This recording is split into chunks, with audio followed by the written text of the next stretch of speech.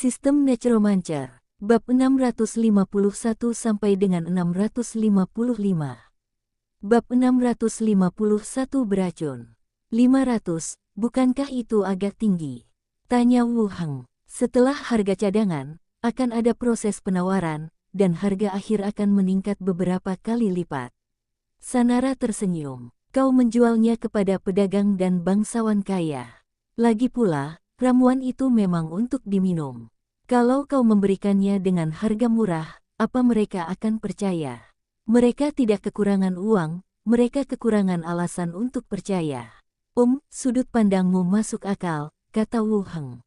Mini tersenyum dan berkata, Suster Sanela adalah wanita kaya dan memiliki pengalaman di bidang ini.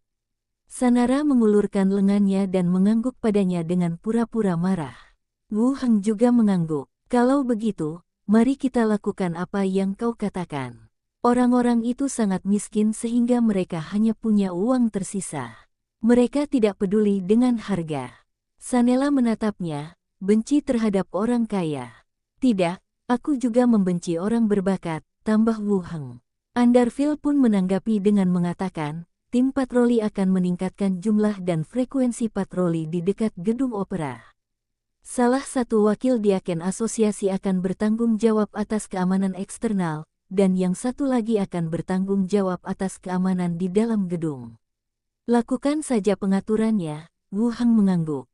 Mereka mengobrol sebentar dan meminta skeleton untuk membersihkan meja. Ketika malam tiba, semua orang kembali ke kamar masing-masing untuk beristirahat. Malam itu segelap tinta dan seluruh kota tenggelam dalam keheningan. Gedung opera yang tadinya megah dan dipenuhi orang di siang hari, kini tampak semakin menyeramkan dalam kegelapan. Kuas gelombang. Seekor binatang jinak terbang melintasi langit malam, berputar-putar di atas gedung. Lalu, 3 sosok mendekati gedung opera dengan tenang seperti hantu. Di bawah sinar bulan, samar-samar terlihat jubah hitam dan topeng hitam, yang hanya memperlihatkan sepasang mata licik. Satu orang berjaga, satu orang mengendalikan binatang itu agar berputar-putar di angkasa, dan yang lain dengan cekatan mengeluarkan perkakas dan mulai hati-hati membobol kunci. Ketiganya sangat berhati-hati dan tidak berani membuat keributan. Lakukan saja pekerjaanmu sesuai rencana. Treasure Island sangat kaya, saya hanya ingin mencuri sesuatu hari ini. Sekalipun barang lelangnya tidak ada, mereka tetap bisa menghasilkan banyak uang. Jika barang lelangnya ada, hidup mereka pasti akan berubah.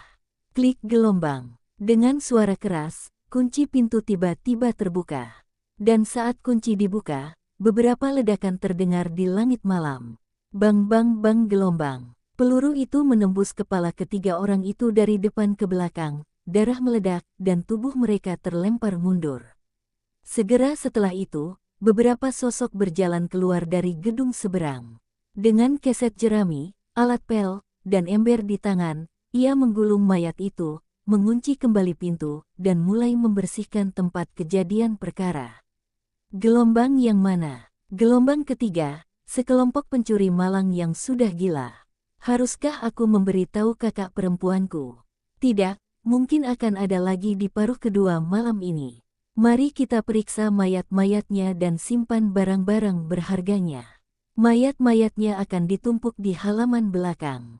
Bagus. Tempat kejadian perkara sudah hampir dibersihkan dan beberapa orang sudah pergi lagi. Hanya genangan air yang tersisa di tanah. Keesokan harinya, gedung opera Jewel Flower. Aula yang megah, bagaikan mutiara yang bersinar, memancarkan kemewahan dan misteri. Kubah aula itu menggantung tinggi, dan lampu kristal yang menyilaukan memancarkan cahaya lembut, menyelimuti seluruh ruangan dengan kecerahan dan fantasi.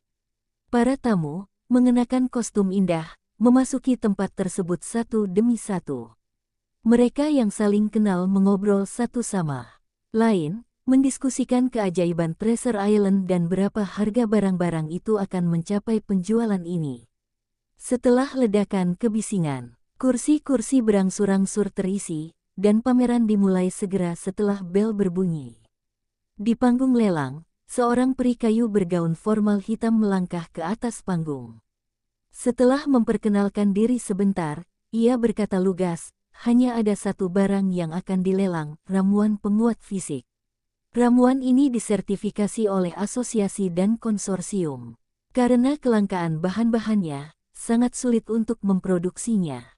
Kali ini, kami akan melelang 5 botol. Tabrakan gelombang. Terjadi keributan di antara kerumunan. Hanya 5 botol, sangat sedikit. Setidaknya ada beberapa ratus orang di tempat kejadian, dan mereka hanya berusaha merebut 5 botol ini. Sungguh lucu. Tampaknya persaingannya akan ketat. Juru lelang di panggung menunggu hingga diskusi mereda sebelum melanjutkan. Botol pertama, bawa ke atas. Pelayan peri kayu yang anggun datang sambil membawa nampan di tangannya, sambil menggoyangkan pinggangnya. Sutra itu terbuka, menampakkan sebotol ramuan. Harga awal adalah 500 koin emas, dan setiap penawaran harus minimal 20 koin emas. Anda boleh mulai. Ngomong-ngomong, kalau Anda tidak punya cukup uang, Anda bisa memberitahu staf dan mengajukan pinjaman hipotek. Setelah juru lelang selesai berbicara, dia mundur 2 langkah. Biarkan ramuan itu muncul di tengah panggung.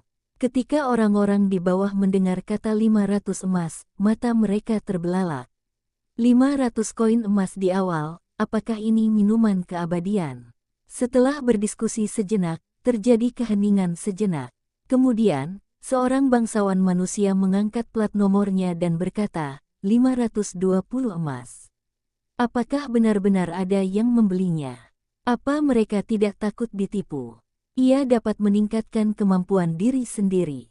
Bagi mereka yang perkembangannya terhambat, ia adalah obat ajaib. Orang itu memakai jubah alkimia. Seharusnya dia membelinya untuk belajar. Benar sekali. Selain untuk minum, banyak orang juga ingin membelinya untuk belajar. Di tengah-tengah diskusi, seorang kurcaci lain mengangkat tanda. 540, 600, petik 2.2, 1080. Penawaran datang silih berganti, dan harga penawaran pun melambung tinggi. Di ruang pribadi di lantai 2, Wu Heng melihat ke bawah melalui jendela. Saya merasa lega ketika mendengar seseorang mengajukan penawaran dan harga penawarannya terus meningkat. Saya benar-benar takut kalau tidak ada yang mengajukan penawaran, dan nanti jadinya jadi canggung dan janggal. Sekarang tampaknya penilaian Sanara benar. Sanela duduk di samping dan berkata lembut, apa yang kau khawatirkan? Apa kau tidak percaya pada penilaianku? Saya khawatir mereka tidak tahu nilainya, kata Wu Heng sambil tersenyum. Kau tidak mengerti mereka. Harga kita yang tinggi sesuai dengan kesan mereka tentang ramuan langka. Kedua, meskipun mereka curiga itu palsu, masih ada kemungkinan, dan beberapa orang masih berani mengambil risiko. Bagi mereka, menghasilkan uang lebih mudah daripada mengembangkan diri, jelas Sanara dengan tenang. Apa yang kamu katakan masuk akal, Wu Heng setuju. Saat keduanya berbicara, transaksi untuk botol ramuan pertama diselesaikan dengan harga 3.480 koin emas. Pria yang memenangkan tawaran itu mengeluarkan kantong-kantong koin emas dan membayar di tempat. Kaya dan berkuasa. Sanara melanjutkan, ini adalah botol pertama, dan botol terakhir akan bernilai beberapa kali lipat. Wu Heng mengangkat alisnya sedikit dan terus melihat ke bawah. Rumah lelang, satu sisi. Silagui, mengenakan baju zirah dan helm, bersandar di dinding dan menyaksikan pelelangan di lapangan. Ketika dia mendengar sebotol ramuan dijual seharga 3.000 emas, matanya di bawah helm langsung terbelalak. Uang ini datang terlalu cepat. Dilihat dari harganya, perlindungan barang pameran ini jelas tidak memadai. Untungnya, tidak ada masalah yang terjadi. Silagui mendorong helmnya dan bergumam, berapa banyak hal baik yang dimiliki orang ini. Benarkah? Aku sudah menjadi diaken, tapi aku sama sekali tidak populer. Lelang berlanjut. Botol kedua terjual seharga 3.260 koin emas. Botol ketiga terjual seharga 3.680 koin emas, dan pada botol keempat, penawaran kembali sengit, dengan harga transaksi akhir mencapai 6.840 koin emas. Harga ini telah menghilangkan sebagian besar penawar. Sekalipun mereka semua pengusaha atau bangsawan, ada perbedaan kekuatan. Ketika banyak orang mendengar harganya, mereka menggelengkan kepala tak berdaya dan menyerah dalam penawaran berikutnya. Akhirnya botol terakhir. Juru lelang dengan lembut mengingatkan, semuanya, ini botol terakhir. Harga awalnya masih 500 emas. Kalau kalian melewatkan hari ini, kalian tidak tahu kapan lelang berikutnya akan diadakan. Mungkin tidak akan ada lagi. Semuanya, silakan mulai. Seluruh hadirin terdiam beberapa detik, lalu seseorang berbicara. Semuanya, saya sudah tua, jadi mohon fleksibel. Saya akan menawarkan 520 koin emas. Siapapun yang lebih mudah, aku akan memberimu 600. Kalau kita terus berdebat seperti ini, pemilik pulau itu hanya akan untung. Aku tawarkan 3.500. Coba kulihat dulu apakah ramuan itu asli atau palsu. Di lantai 2, Wu Heng mengerutkan kening.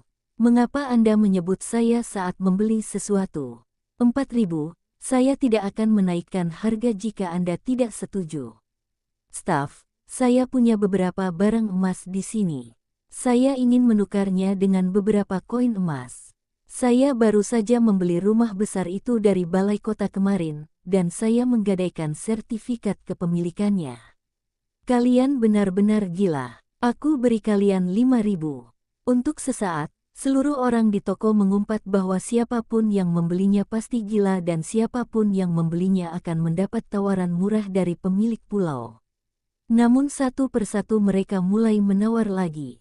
Harga juga melonjak. Juru lelang itu tersenyum. Wu Heng dan Sanara juga berada di lantai 2, wajah mereka penuh kegembiraan. Kami membutuhkan ribuan botol obat ini di rumah. 32.860 emas per waktu. Kedua kalinya, ledakan gelombang, palu jatuh. Selamat, tamu 465. Botol ramuan ini milikmu. Sialan, orang yang disebut namanya menggertakkan giginya, sama sekali tidak merasa senang. Sebagian besar objek di cincin luar angkasa telah digadaikan. Saya tidak yakin apakah obat ini akan berhasil atau tidak. Lelang sudah sepenuhnya berakhir. Di tengah ucapan terima kasih dari juru lelang, semua orang meninggalkan tempat itu, masih membicarakan ramuan berharga selangit itu. Di dalam sebuah rumah besar. Setelah lelang berakhir, banyak orang datang ke sini bersama-sama. Mereka semua duduk di aula, memandang lelaki tua di tengah yang sedang santai minum teh. Tuan Otmar, tolong jangan membuat kami penasaran. Minum obatnya sekarang dan beritahu kami efeknya. Benar sekali, itu juga memberi kita gambaran yang lebih baik tentang apakah itu berguna atau tidak. Jangan minum airnya. Bagaimana kalau kamu tidak bisa minum ramuannya nanti? Orang tua itu melirik ke arah kerumunan. Sambil tersenyum di wajahnya, dia bertanya, apakah kau menggunakan aku sebagai batu uji? Sangat berbahaya meninggalkan obat di dalam tubuhmu. Biarkan kami menjadi saksi agar kamu bisa meminumnya dan terhindar dari banyak masalah. Seseorang mengingatkan dengan lembut, itu milikmu hanya setelah kamu meminumnya. Jika kamu menyimpannya, suatu saat nanti seseorang akan mengingatnya. Orang tua itu mengangguk dan mengeluarkan ramuan itu. Beberapa alkemis di sekitarnya juga siap melakukan penyelamatan dan memiliki beberapa gulungan dengan efek penyembuhan. Jika ada bahaya, segera lakukan penyelamatan. Orang tua itu menarik napas dalam-dalam, membuka gabusnya dan langsung meminumnya. Detik berikutnya, lengan dan leher yang terekspos langsung ditutupi urat-urat berwarna ungu hitam, yang dengan cepat menyebar ke bagian tubuh lainnya. Orang tua itu pun langsung terjatuh ke tanah dan mulai meronta kesakitan. Suara dengungan keluar dari mulutnya. Yang lainnya terkejut. Dia tiba-tiba berdiri dan melangkah mundur.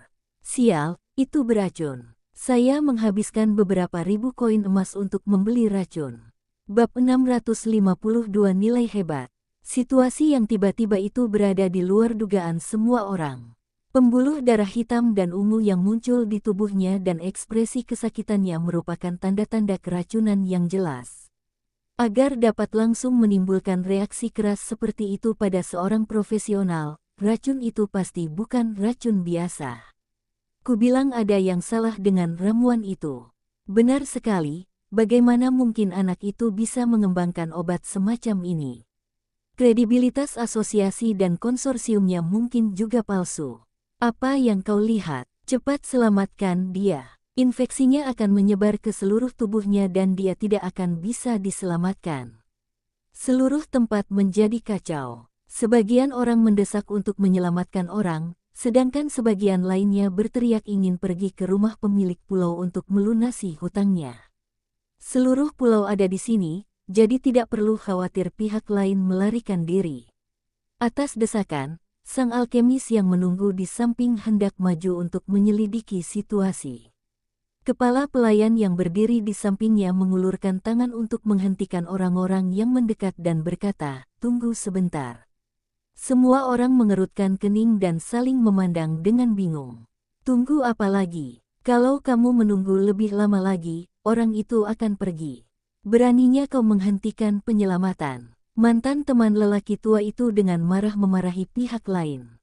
Kepala pelayan membungkuk dan menjelaskan, "Semuanya, tunggu sebentar." Setelah pelelangan selesai, penjualnya memberitahu kami sebelumnya bahwa ramuan itu memiliki efek samping. Gigit saja dan tahan. Usahakan untuk tidak menggunakan ramuan lain selama proses berlangsung agar tidak mengganggu efektivitas obatnya. Efek samping. Menghilangkan efek obat. Dengan reaksi sekuat itu, apakah kamu yakin tidak akan meracuni orang sampai mati secara langsung?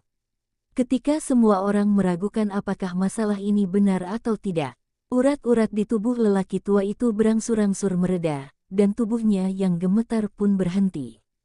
Semua penampilan buruk menghilang sedikit demi sedikit. Dia dibantu untuk duduk di kursi. Pada saat ini, semua orang memperhatikan orang tua itu lagi dan memperhatikan beberapa perbedaan. Kondisi fisikku sudah jauh lebih baik, kerutan halus di wajahku pun sudah jauh berkurang, dan aku merasa beberapa tahun lebih muda. Seseorang tidak sabar untuk bertanya, "Bagaimana? Apakah Anda merasa tidak nyaman?" Orang tua itu memutar lehernya, dan di bawah tatapan penuh harap semua orang, dia dengan santai mengambil cangkir teh dan menyeruputnya. "Sial, kamu bicara dan minum air lagi. Kalau kamu mau minum, aku punya daun teh untukmu. Ceritakan bagaimana perasaanmu. Apakah obat itu manjur?" Melihat semua orang mulai mendesaknya, lelaki tua itu tersenyum dan berkata ringan, "Saya hanya bisa mengatakan bahwa itu sepadan dengan uangnya." Wah, gelombang. Yang lainnya mendidih lagi. "Itu benar-benar berfungsi. Aku ada urusan lain, jadi aku pulang dulu. Saya akan kembali dulu dan memberi selamat kepada Tuan Otmar di lain waktu." Para tamu yang hadir mengucapkan selamat tinggal satu demi satu dan pergi. Sampaikan berita bahwa obatnya memang manjur. Pemandangan serupa terjadi di beberapa rumah besar lainnya. Di bawah pengawasan para pedagang kaya dan pejabat di ruangan itu, mereka yang membeli ramuan itu membuka botol dan langsung meminumnya. Efek samping yang kuat membuat semua orang berpikir mereka telah membeli produk palsu. Saya bahkan curiga kalau semua ini penipuan. Tetapi ketika efek sampingnya menghilang, keraguan pun menghilang dan orang-orang yang minum obat itu mengatakan bahwa obat itu memang efektif. Itu berubah menjadi kekaguman dan pujian. Sekarang, telah dipastikan bahwa ramuan ini mempunyai efek yang sama seperti yang diiklankan. Mereka benar-benar mengembangkan hal semacam ini. Ramuan yang meningkatkan atribut tanpa meningkatkan level. Para pejabat tinggi yang datang untuk menyelidiki situasi itu pergi satu demi satu, dan berita bahwa obat itu benar-benar mujarab menyebar dengan cepat. Rumah besar pemilik pulau. Wu Heng duduk di ruang belajar, menatap gambar-gambar di tangannya. Tidak lama kemudian, Xiao Xiao terbang kembali lebih dulu. Xiao Xiao berkata, setelah minum obat dan mengalami efek samping, orang-orang di sekitarnya ketakutan dan berkata mereka ingin membalas dendam padamu, Paman. "Apa yang terjadi selanjutnya?" tanya Wu Heng. Kemudian, kondisinya membaik. Bangsawan tua yang meminum obat itu juga bilang obatnya manjur. Mereka juga memuji bakatmu. Xiao Xiao terbang ke samping dengan tangan terlipat. Aku senang kamu baik-baik saja, kata Wu Heng. Tak perlu dikatakan lagi bahwa ramuan itu mujarab. Aku sendiri sudah meminumnya, begitu pula pelayan di dunia lain dan beberapa wanita di sekitarku. Efeknya pasti bagus. Namun kita juga takut akan kecelakaan, misalnya orang yang meminumnya sudah terlalu tua atau memiliki penyakit jantung. Efek samping obat dapat menimbulkan penyakit dan mengakibatkan kematian. Sungguh sial. Saat mereka berbicara, Glenda dan Benny juga terbang kembali. Kakek berkata, kedua orang yang saya amati minum obatnya seperti biasa dan tidak ada masalah. Benny pun menirunya, katanya, orang-orang yang kuikuti juga meminumnya. Para pedagang yang mengikuti untuk melihat khasiat obat itu menulis surat dalam perjalanan pulang mereka di kereta, mengatakan bahwa obat itu memang mujarab, lalu menyuruh mereka pergi. Tampaknya masih banyak orang yang menunggu dan menonton. Saya tidak begitu percaya kalau obat dapat mempunyai efek seperti itu. Sekarang setelah semua orang yang membeli obat tersebut telah meminumnya, efektivitas obat tersebut pada dasarnya telah dikonfirmasi. Tampaknya kali ini cukup berhasil, kata Wu Heng sambil tersenyum. Glenda melayang ke arah meja. Semua ini berkat peri kayumu. Dia menangani semuanya dengan sangat baik. Wu Heng berkata, lagi pula, dia adalah Presiden Starflower, jadi dia lebih akrab dengan aspek ini. Jadi, kamu harus bersikap baik kepada orang lain, dan mereka akan membantumu di masa depan, kata Glenda lembut. Wu Heng menatapnya dengan jengkel dan berkata, kau bicara seolah-olah aku memanfaatkan Sanara. Tentu saja tidak. Tapi rasanya terkadang otakmu tidak bisa bereaksi. Itu bukan salahmu. Pria dan wanita berpikir tentang masalah dengan cara yang berbeda, lanjut Glenda. Wu Heng berpikir sejenak dan berkata, kau benar. Aku akan memperhatikannya. Xiao Xiao tak tahan lagi, jadi dia melayang dan bersandar di bahu Wu Heng, siapa bilang. Semua orang sangat menyayangi paman. Glenda tersenyum dan berkata, beberapa aspek memang lebih baik. Ini bukan hanya tentang perempuan. Wu Heng telah berkembang sangat pesat sejak meninggalkan kota Blackstone, ujar Benny. Aku tahu. Xiao Xiao mengangkat tangannya, lalu berkata, kerajaan Yeko menolak ahli nujum, dan Diaken kota Batu Hitam ingin mengambil alih tubuh pamanku. Mereka semua jahat. Benar sekali. Benny memikirkannya dan merasa itu benar. Lingkungan kota Batu Hitam memang tidak cocok untuk perkembangannya, dan berada di luar cakupan kerajaan Yeke. Wu Heng tampaknya telah menemukan arahnya dan berkembang dengan kecepatan yang mengagumkan. Ledakan gelombang. Ketika dia sedang berbicara, terdengar ketukan di pintu. Suara Mini terdengar, Guru, apakah Anda di sana? Wu Heng membiarkan para hantu mengurus urusan mereka sendiri, membuka pintu dan berjalan keluar. Ada apa? Seorang pria bernama Virgil datang berkunjung, mengatakan bahwa dia adalah anggota perkumpulan Hongwen, kata Mini. Virgil adalah penyihir asosiasi yang mengundang saya untuk bergabung dengan masyarakat Hongwen ketika saya datang ke Pulau Harta Karun terakhir kali. Rasanya waktu tak lama berlalu dan saya kembali ke Treasure Island. Bawa dia ke ruang tamu. Wu Heng mengikuti Mini turun ke bawah. Setelah menunggu di ruang tamu sebentar, Mini masuk bersama orang-orangnya. Penyihir terkemuka mengikutinya ke ruang tamu, sementara dua pelayan tetap berada di pintu. Tuan Pulau Wu Heng, seorang pria berkulit kemerahan dan berjubah penyihir masuk. Wu Heng berdiri dan tersenyum, Tuan Virgil, sudah lama. Virgil juga tersenyum dan berkata, aku tidak menyangka akan ada begitu banyak hal seru yang terjadi di Pulau Harta Karun tak lama setelah aku pergi. Kalau aku tahu, aku tidak akan pergi. Belum terlambat untuk tinggal sekarang. Wu Heng mengulurkan tangannya dan memberi isyarat, silakan duduk. Keduanya duduk di ruang tamu dan para pelayan membawakan mereka teh dan kue. Lalu Mini mengambil alih pimpinan dan berdiri di samping dengan tertib, seperti seorang pelayan profesional di keluarga bangsawan. Virgil memuji, Treasure Island telah berubah sejak kunjungan terakhir saya. Saya telah mengunjungi banyak kota besar di negara lain, dan kebanyakan dari mereka tidak sesejahtera dan seramai Treasure Island saat ini.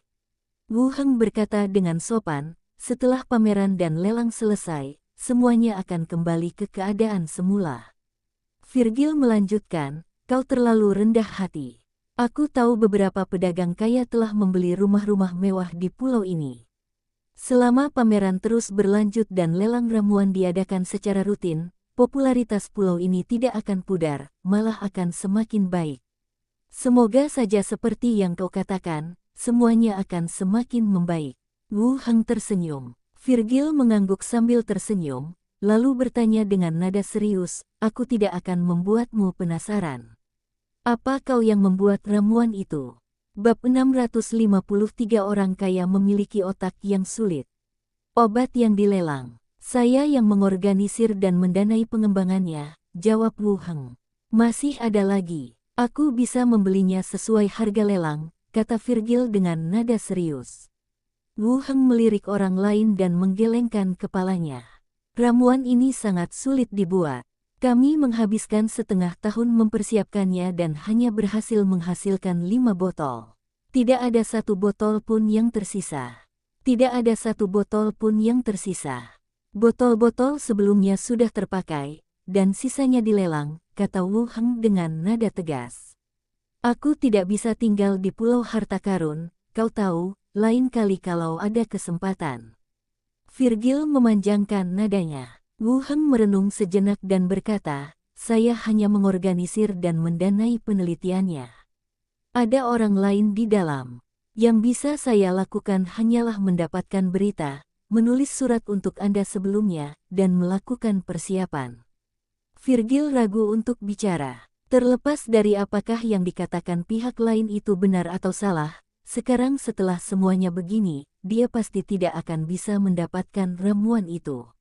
Mengenai penggunaan status Anda untuk menekan orang lain. Dengan perhatian yang didapatkan anak ini sekarang, saya mungkin tidak bisa menahannya. Jika masalah ini menjadi tidak terkendali, hal itu hanya akan membuat keadaan menjadi sangat memalukan bagi Master Luan dan muridnya. Lagi pula, apa yang dia katakan cukup masuk akal. Mustahil baginya untuk mengembangkan obat ini. Entah dia memiliki kerangka yang menguasai alkimia di bawah komandonya, yang merupakan hal paling menyimpang tentang ahli nujum. Poin kedua adalah bahwa apa yang dikatakannya benar. Dia tidak dapat mengambil keputusan penuh tentang obat yang dikembangkan melalui kerja sama dengan orang lain. Jika metode tersebut tidak berhasil, lupakan saja. Beritahu saya sebelum lelang berikutnya. Wu Heng mengangguk, oke. Itu semua tentang ramuannya. Virgil menyesap tehnya dan melanjutkan, saya di sini terutama karena Claudio, pemimpin masyarakat Hongwen, tertarik dengan pena dan jam tangan yang dijual di Pulau Harta Karun dan meminta saya untuk datang dan membelinya. Bukankah seharusnya kepala Pulau Wu Heng keberatan dengan ini? Sekarang gelar pemimpin masyarakat Hongwen telah disebutkan, sulit bagi Wu Heng untuk menolaknya. Pihak lain menyebutkan obatnya terlebih dahulu, saya khawatir dia sudah memikirkan alasan sebelum datang. Tidak mudah bagiku untuk menolak pihak lain 2 kali. Aku tidak punya peluang untuk mendapatkan obatnya, tetapi pena dan jam tangannya sudah lama dijual, mustahil aku tidak bisa mendapatkannya. Selain itu, ia sendiri bergabung dengan Hongwen Society dan menjadi anggotanya. Wu Heng mengangkat alisnya, melirik Mini di sampingnya, dan berkata, Mini, pergilah ke pabrik dan tanyakan berapa banyak pena dan jam tangan yang bisa mereka produksi. Aku butuh angka pastinya. Ya, Guru. Mini mengangguk dan pergi dengan cepat. Wu Heng menoleh lagi dan berkata, silakan tunggu sebentar sampai saya kembali setelah bertanya. Virgil mengangguk, tidak terburu-buru. Sambil menunggu, Wu Heng juga memanfaatkan kesempatan ini untuk bertanya, bisakah kau laporkan pada Hongwen, mengenai gulungan karir, dia seharusnya lebih condong ke sisi ini. Dalam asosiasi tersebut, gulungan profesional diukir oleh para cendekiawan dari asosiasi Hongwen dan kemudian didistribusikan ke asosiasi penduduk di berbagai tempat. Entah mengapa, jumlah gulungan di Treasure Island tidak pernah terlalu banyak. Kali ini hal itu muncul tepat pada waktunya. Virgil berkata, masalah ini mudah ditangani. Saya akan berkoordinasi dengan asosiasi dan melakukan beberapa penyesuaian setelah saya kembali. Juga, bisakah kita mengadakan beberapa kursus di Pulau Harta Karun, seperti literasi, alkimia, atau mekanika? Awalnya, ada bajak laut di sini, dan mereka tidak berpendidikan tinggi. Akan lebih baik jika ada beberapa kursus untuk meningkatkan pendidikan mereka, kata Wu Heng lagi. Saya bisa memberitahu para petinggi bahwa dengan keamanan dan perkembangan Treasure Island saat ini, seharusnya tidak ada masalah. Virgil langsung setuju. Wu Heng sangat jujur sehingga dia tidak bisa bereaksi. Dia tersenyum dan berterima kasih padanya. Terima kasih banyak, Tuan Virgil. Ini cuma pengaturan biasa, nggak ada masalah sama sekali. Virgil masih sopan. Keduanya mengobrol sebentar, dan Minnie bergegas kembali dari luar. Dia membisikkan beberapa kata di telinga Wu Heng, lalu minggir lagi. Wu Heng berkata, saya bisa memberi Hong Wenhui 500 pena dan 20 jam tangan, tapi saya ingin Anda berjanji untuk tidak memberitahu siapapun. Ini pesanan dari kamar dagang lain. Jika berita ini tersebar, kredibilitas saya akan terpengaruh. Virgil mengangguk, tidak masalah. Aku akan membawanya kembali ke asosiasi setelah aku mendapatkannya. Itu tidak akan memengaruhi Treasure Island. Bagus. Wu Heng menoleh dan melirik ke samping. Minnie melangkah maju lagi dan mengeluarkan pena dan jam tangan yang sudah dikemas lengkap dari cincin luar angkasa. Wu Heng tersenyum dan berkata, Tuan Virgil, coba lihat. Virgil mengangguk dan mengeluarkan koin emas yang sesuai dari cincin luar angkasanya. Kedua belah pihak mulai memeriksa barang dan menghitung koin. Setelah dipastikan tidak ada masalah, semuanya pun disingkirkan.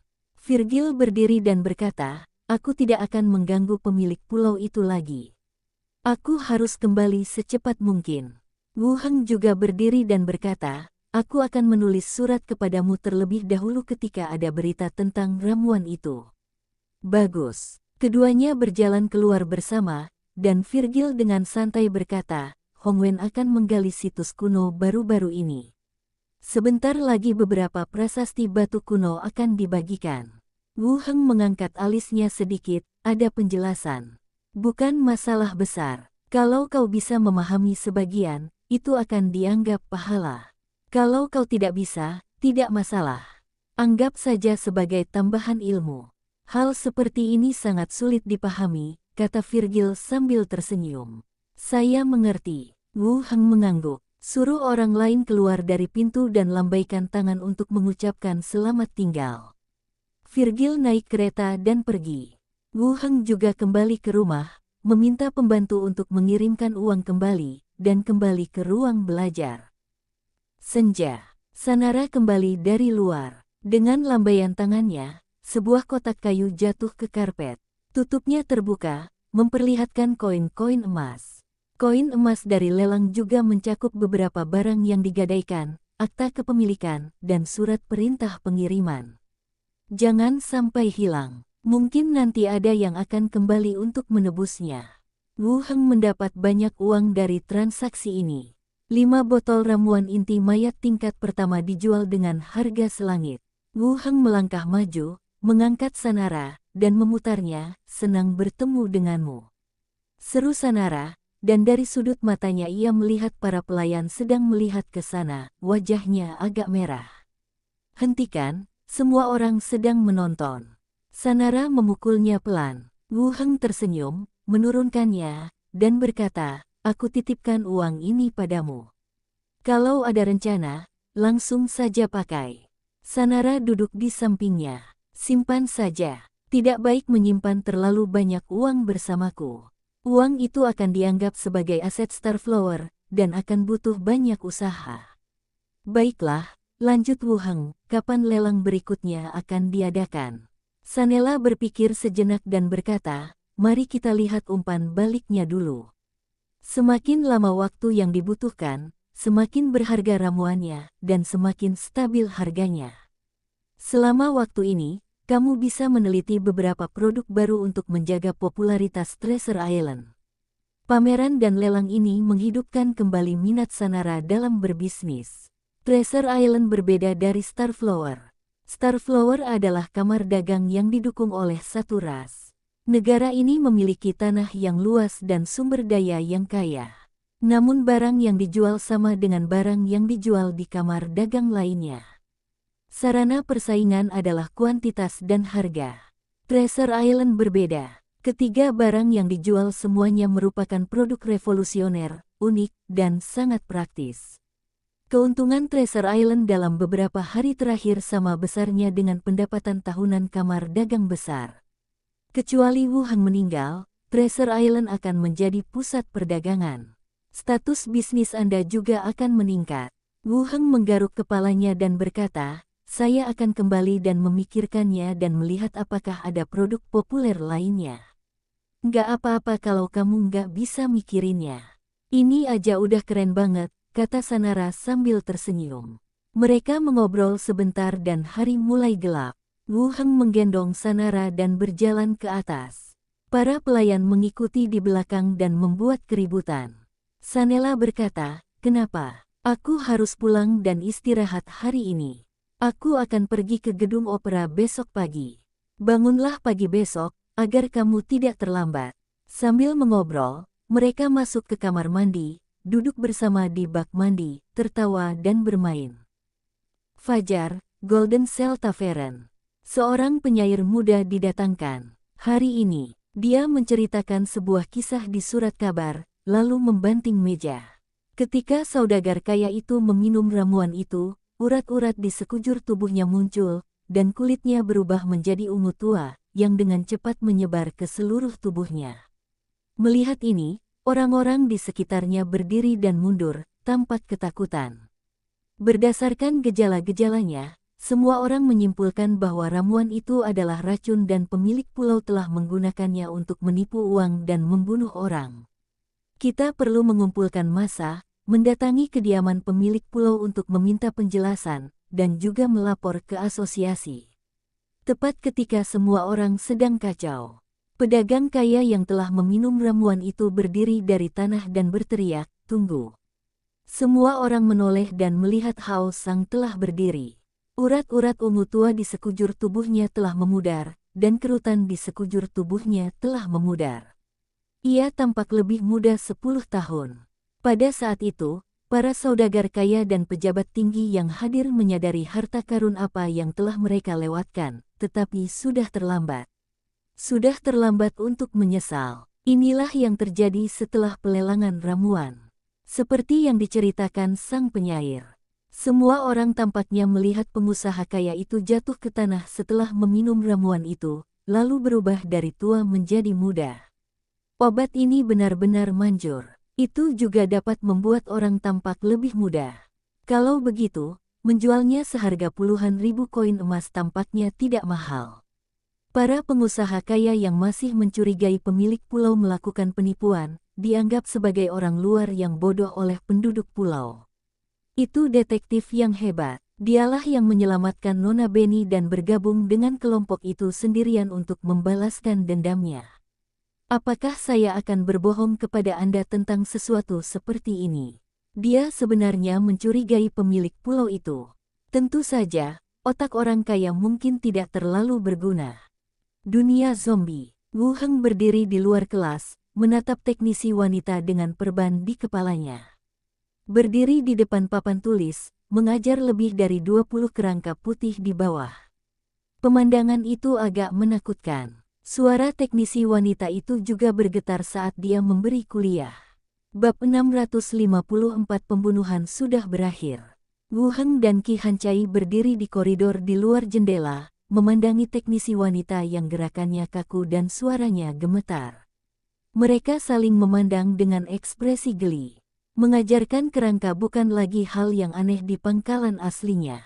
Namun di sini, anggota baru ini mungkin memerlukan waktu untuk beradaptasi. Itu bukan masalah besar, aku akan terbiasa perlahan-lahan. Jika akhir dunia bisa diterima, mengapa aku tak bisa memberi pelajaran pada tengkorak? Ayo kita lihat yang berikutnya, kata Wu Heng. Keduanya terus berjalan ke ruang kelas berikutnya dan melihat ke dalam melalui jendela. Teknisi pria lain juga berdiri di podium, memegang komponen instrumen di tangannya, menjelaskan fungsi dan kegunaannya.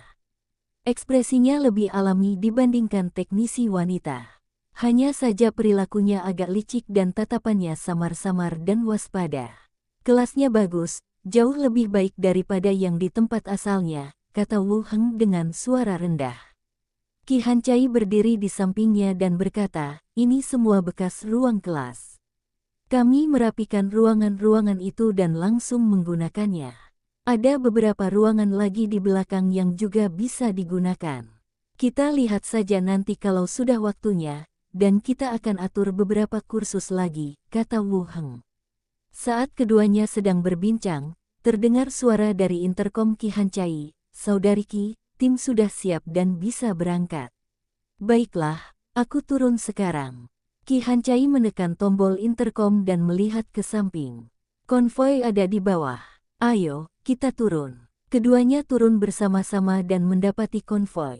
Menunggu di pintu, Qi Hancai mengambil alih posisi truk, dan Wu Heng mengikutinya dengan para pengawalnya yang kurus. Setelah semuanya siap, konvoi pun dimulai. Menuju keluar pangkalan. Konvoi meninggalkan jalan utama dan terus bergerak ke satu sisi. Pasukan kerangka akan terus bergerak di sepanjang jalan utama untuk membunuh para zombie. Area di sekitar telah dibersihkan dengan relatif bersih. Oleh karena itu, jika Wu Heng ingin membunuh zombie, ia perlu pergi ke beberapa desa dan kota terpencil. Itu juga dapat dianggap sebagai tempat tersisa bagi diriku untuk meningkatkan hantu. Konvoi meninggalkan jalan utama untuk beberapa jarak. Anda dapat melihat zombie berkeliaran tanpa tujuan di kejauhan. Wu Heng turun dari mobil dan berkata kepada tengkorak berkepala besar yang mengikutinya, kerangka, maju terus dan bersiap bertarung. Tabrakan gelombang. Pasukan kerangka berjalan ke depan dengan tertib, berjongkok dan mengarahkan tombak mereka ke depan.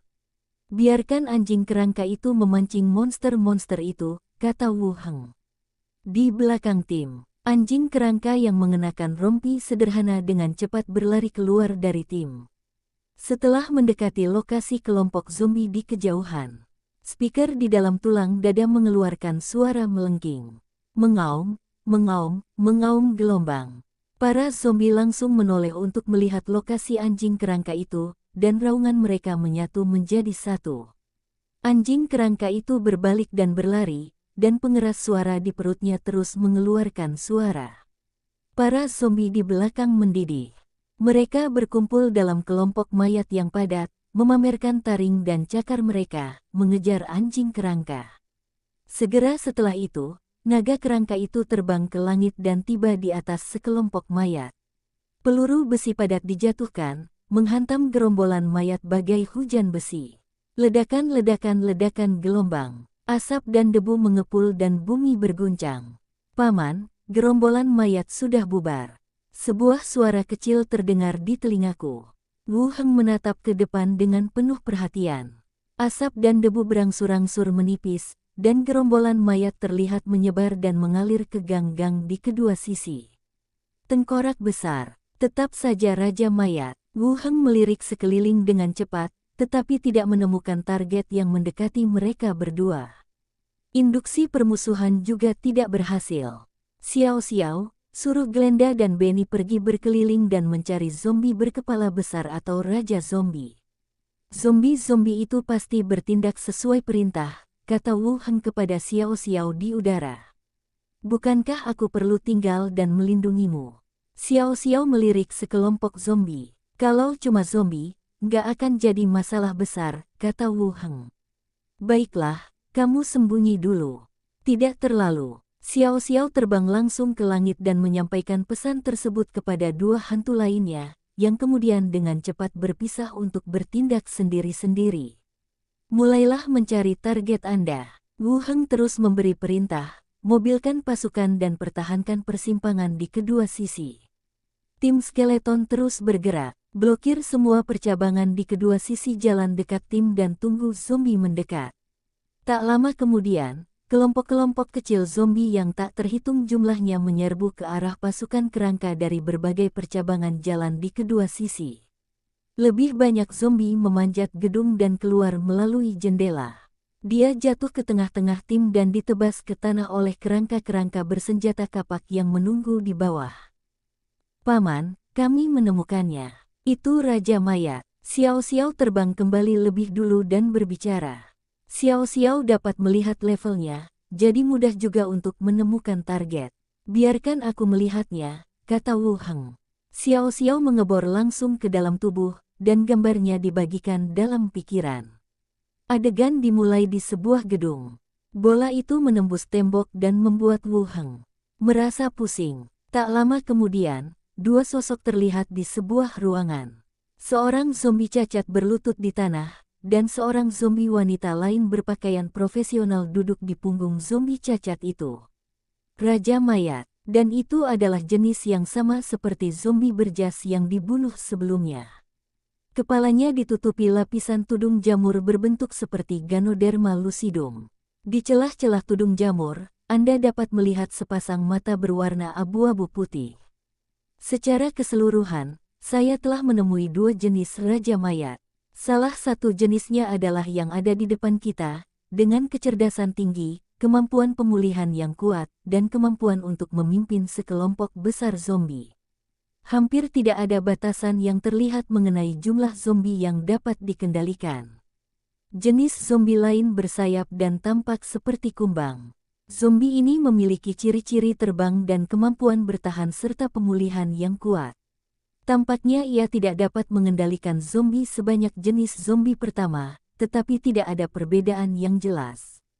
Setelah melihat sekilas, dia terbang kembali.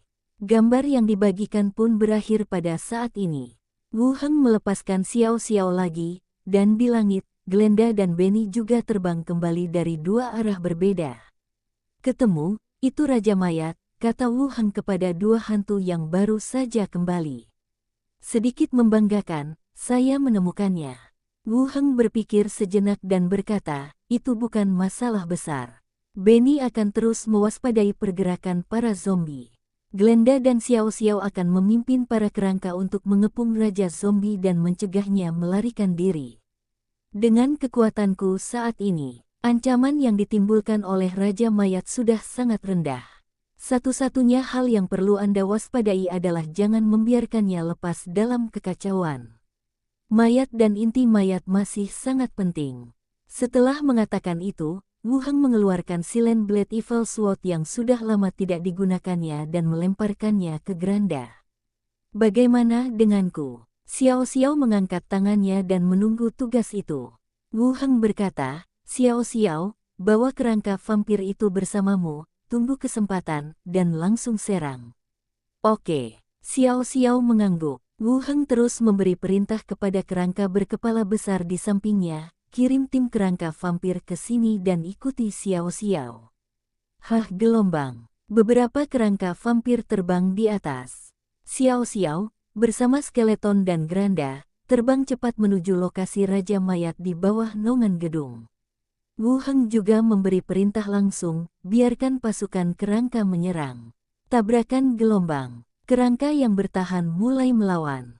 Bertarunglah dengan zombie dan tarik perhatian Raja Zombie. Di kejauhan, di luar gedung. Bang gelombang. Dengan suara keras, kaca gedung itu tiba-tiba meledak. Lalu, saya melihat sebilah pedang melayang masuk melalui jendela. Raja Zombie itu tiba-tiba mundur selangkah, dan zombie cacat yang berlutut di tanah juga segera berdiri. Pedang panjang terhunus. Desir gelombang. Dua sinar pedang menyambar dari udara tipis, dan kepala zombie yang cacat itu terguling saat ia berdiri. Bekas luka dalam yang terlihat hingga ke tulang langsung muncul di leher Raja Zombie itu. Darah merah tua yang lengket mengalir keluar perlahan-lahan. Raja Mayat menutupi lukanya, mengeluarkan raungan marah, meraih kursi dan menghantamkannya ke pedang di udara. Kursi itu terbang dan pedang itu berkelebat lagi. Pedang lain menebas lehernya.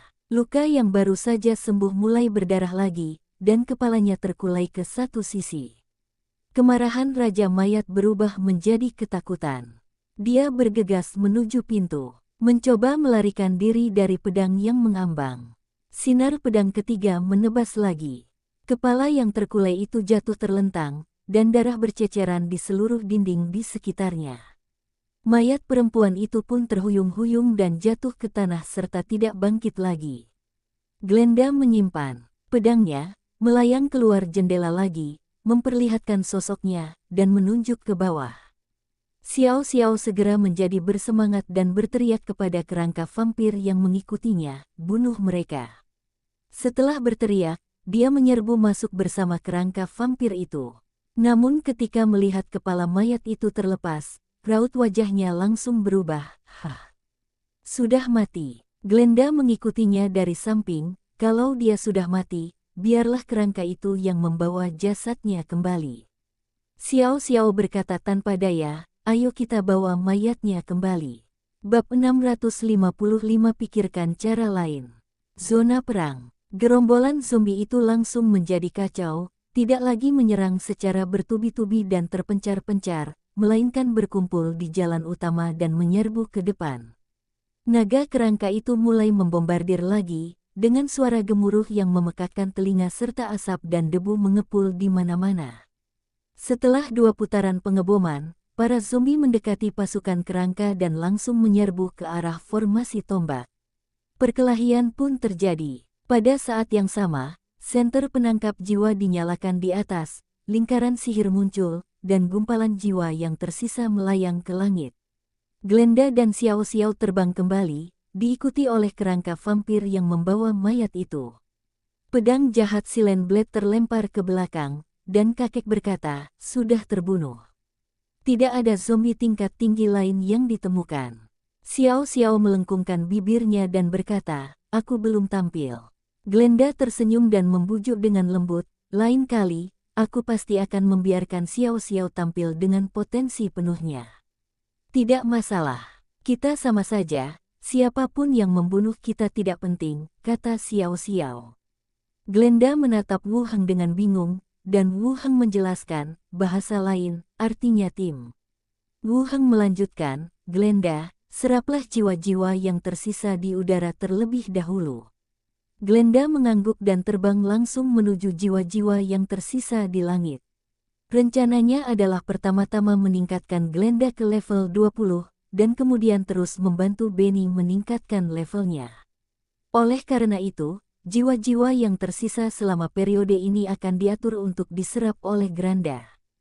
Granda langsung menyerbu jiwa-jiwa yang tersisa dan dengan cepat melahap dan menyerapnya satu persatu. Wu Heng menatap mayat di tanah.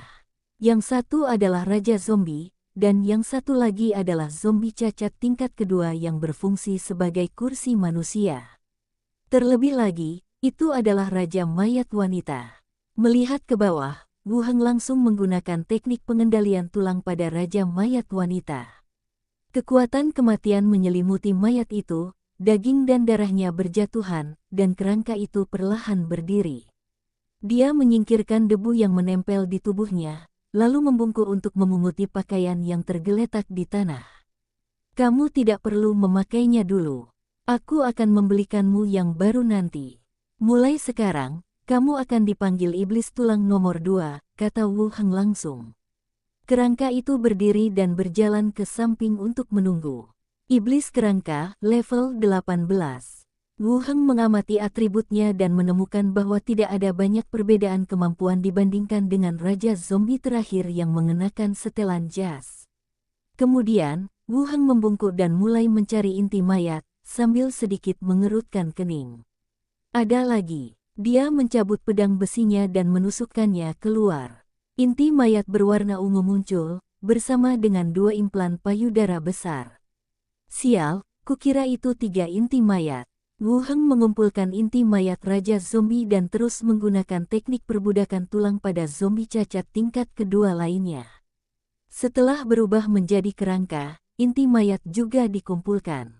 Dan lokasi medan perang, pasukan kerangka mulai maju, dan jiwa-jiwa yang tersisa di langit juga diserap oleh Granda.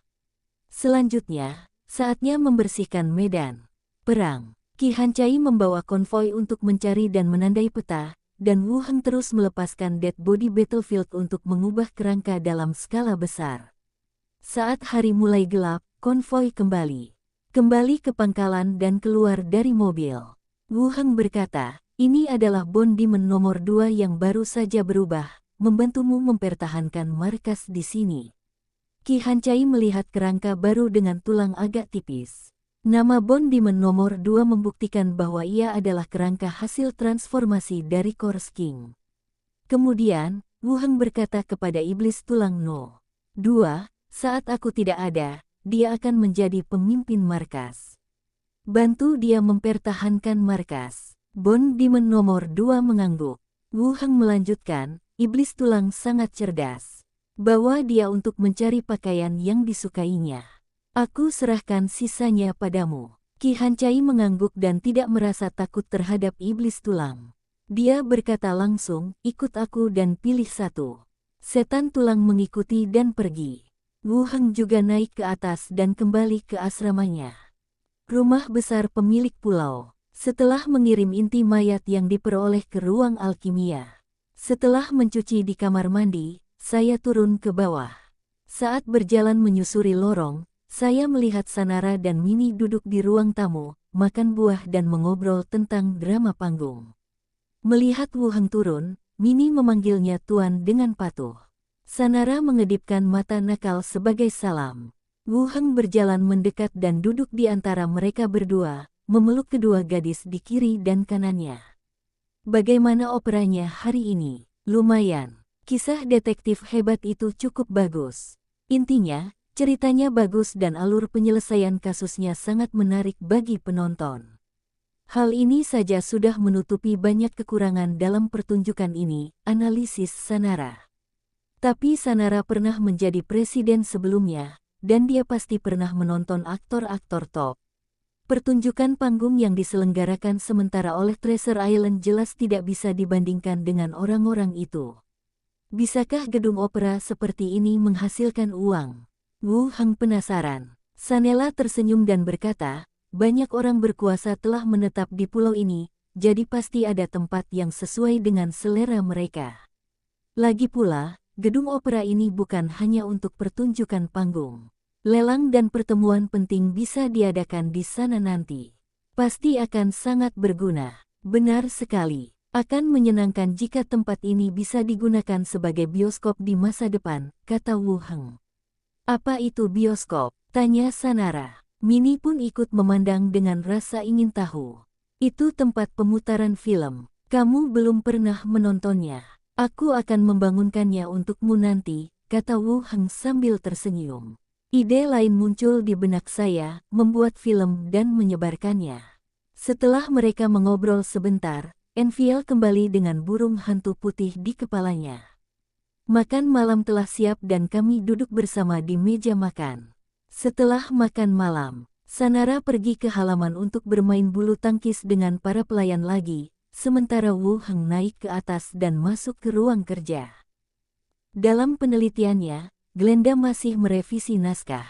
"Xiao Xiao dan Benny, aku tidak tahu kemana mereka pergi bermain." Wu Heng menuangkan segelas air untuk dirinya sendiri dan duduk di kursi di dekatnya. Dia memandang keluar jendela ke langit malam yang berangsur-angsur gelap dan mulai memikirkan rencana masa depannya.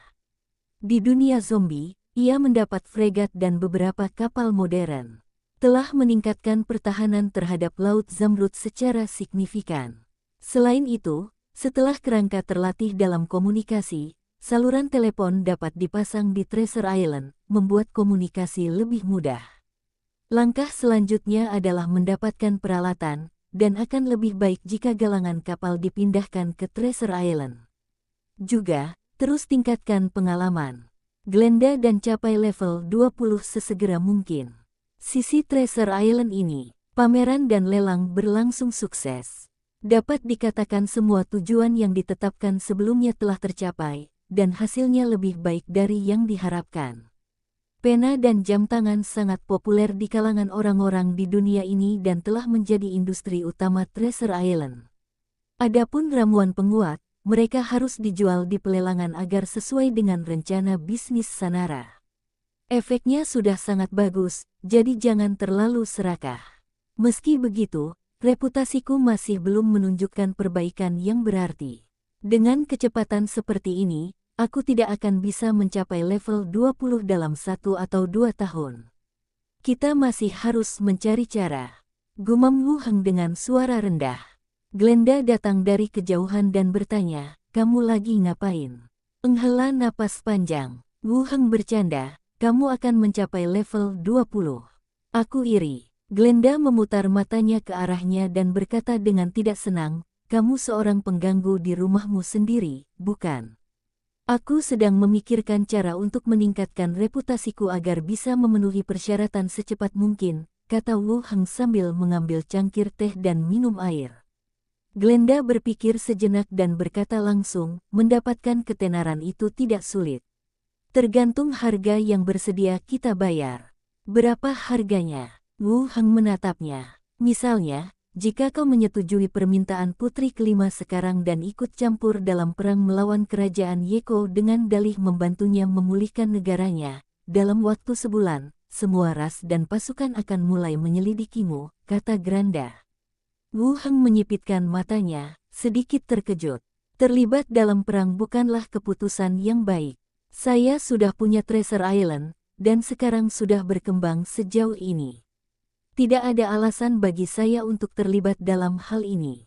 Treasure Island berkembang dengan sangat baik, jadi aku tidak perlu ikut campur. Lagi pula, asosiasi tidak mengizinkan campur tangan dalam urusan internal negara lain.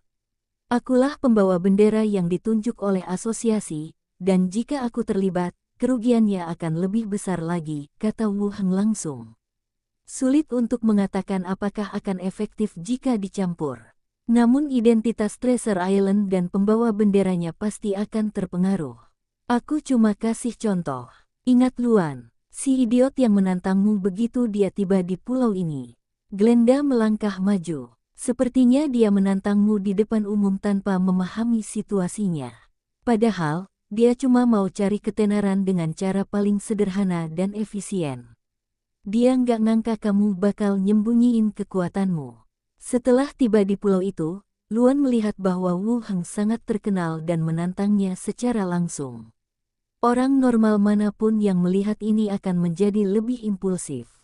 Tetapi dari sudut pandang Luan saat itu seharusnya menjadi metode yang paling efisien, dan saat itu, dikabarkan bahwa level Wu Heng masih level 12.